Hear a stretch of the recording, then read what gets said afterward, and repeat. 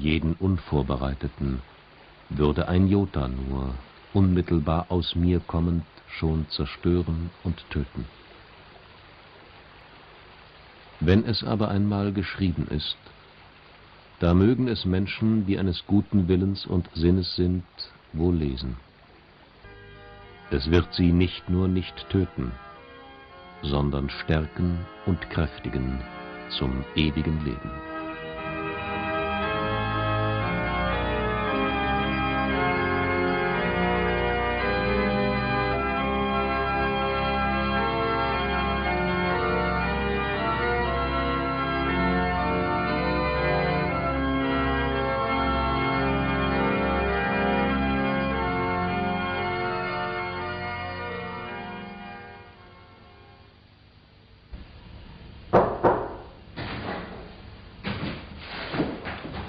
Jakob Lorber schrieb, wie bezeugt wird, ohne eine Pause des Nachdenkens und ohne auch nur eine Zeile seiner Niederschrift im Sinngehalt zu verbessern. Kann dieser bescheidene, mitunter recht gesellige Musiker und Komponist wirklich als Auserwählter für eine Gottesbotschaft betrachtet werden?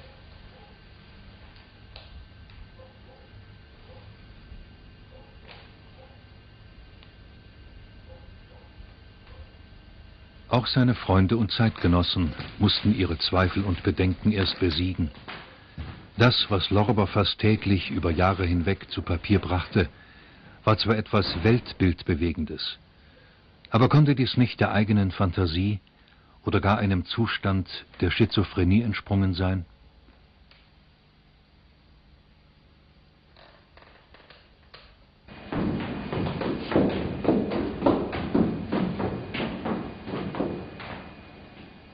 Der bereits erwähnte Komponist und Schubert-Freund Anselm Hüttenbrenner sowie dessen Bruder Andreas Hüttenbrenner, damals erster Bürgermeister von Graz, scheuten sich nicht, bekannte Ärzte hinzuzuziehen, um Klarheit über den Geistes- und Gesundheitszustand Lorbers zu gewinnen.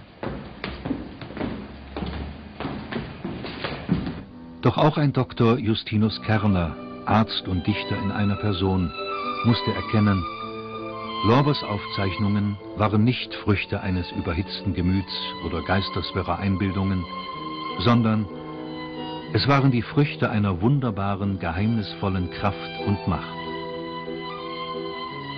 Natürlich, Lorber spürte den Geist eines neuen Zeitalters, das bedeutende Erfindungen und Entdeckungen im Zeichen des Fortschritts präsentierte. Der Geist der Aufklärung regte zu neuem Denken an und erfasste auch die Religion der Menschen. Kirchliche Autorität und allzu starre Dogmen gerieten in Zweifel. Da entstanden immer mehr Sekten, dort beschworen Freigeister den Atheismus. Man könnte sagen, die Zeit war reif, eine vertiefte Glaubenslehre mit einer geistig geprägten Wissenschaft zu verbinden, um dadurch neue Erkenntnisse vom Wesen alles Seins zu erhalten. Und gerade im Werk von Jakob Lorber bilden Glaube und Erkenntnis eine untrennbare Einheit, bilden eine Wiederverbindung des menschlichen Denkens mit dem ewig göttlichen Geistbewusstsein. So der Mensch aber zu einem rechten Erkennen gelangt, da wird dies ohnehin den Willen leiten, wie ein guter Reiter sein Pferd. Und der Wille wird dann mehr und mehr das zu wollen anfangen, was sein Erkennen als wahr, gut und somit zweckdienlich findet. Dadurch werden Wille und Erkenntnis einander stets befreundeter, bis sie endlich völlig eins werden, was dann die Vollendung des Menschen ergibt. Der Wille ist das Leben der Seele. Das Erkennen dagegen liegt im ewig freien Geiste. Werden Geist und Seele eins, dann ist die zum ewigen Leben bedungene Freiheit durch diese geistige Wiedergeburt auch da. Und der Mensch lebt dann schon in meinem Reich, das da ist die Wahrheit und das ewige Leben. Jakob Lorber begann seine Niederschriften mit der Urgeschichte der Menschheit, die den Titel »Die Haushaltung Gottes« trägt. Darin sind beschrieben das Wesen Gottes, die Entstehung des Universums, die Erschaffung des Menschengeschlechtes und die Urgeschichte der Menschheit bis zur großen vorderasiatischen Erdkatastrophe, der Sintflut.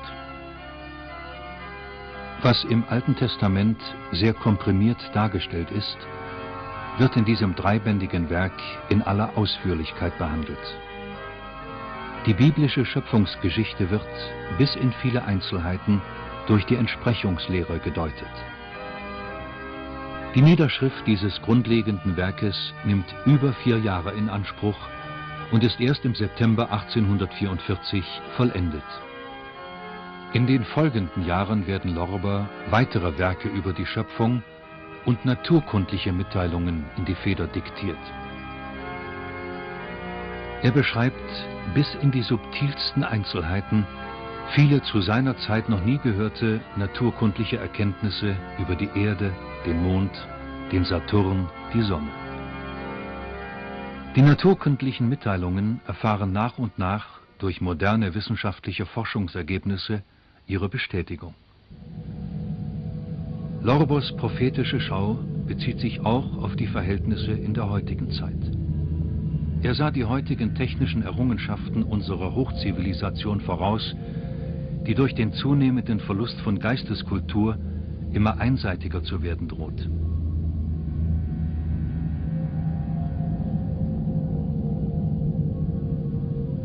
Lorbers in die Zukunft geöffneter Blick sieht den Raubbau einer materialistisch blind gewordenen Menschheit an der Natur, die Benutzung der Atomkraft mit radioaktiver Verseuchung.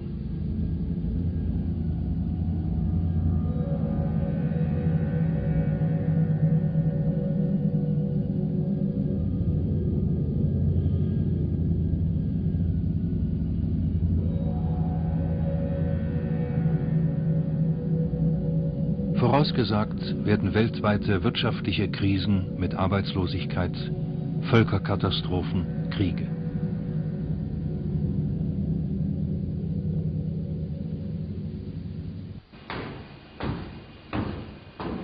Genauso erstaunlich ist es, wie Jakob Lorber bereits 1847 von der Teilbarkeit des Atoms wissen konnte und dieses äußerst genau als ein Mikroweltall beschrieb, 64 Jahre bevor die Wissenschaft durch Rutherford dieses Phänomen entdeckte. Und 108 Jahre vor der Entdeckung des Eta-Meson und des Sigma-Baryon bestimmte er deren exakte Lebensdauer mit einer Trillionstel Sekunde.